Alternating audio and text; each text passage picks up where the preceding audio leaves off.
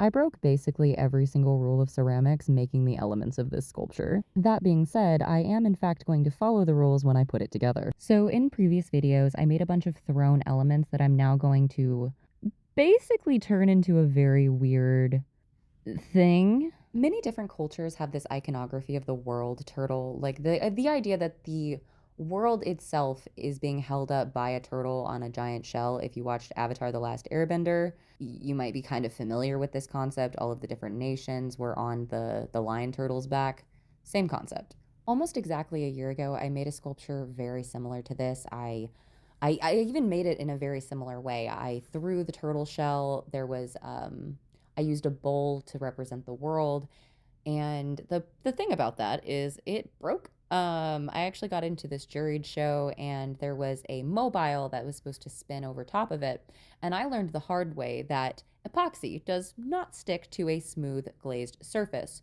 So the mobile like fell and broke, and it was super painful, and I was honestly really upset about it. Not that it broke, but that I wasn't able to fix it in time for the juror to see it.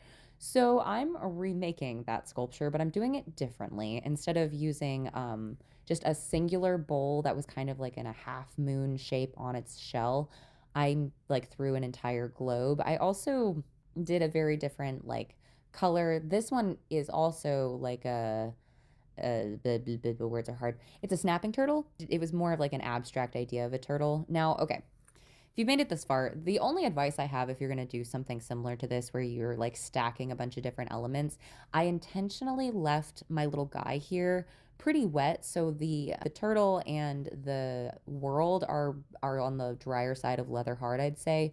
But the little guy is still quite workable because I knew I was going to need to position him and move him around. And then I wanted to do some like editing to make sure the anatomy was correct. But this is what we're currently working with. How do we feel about it?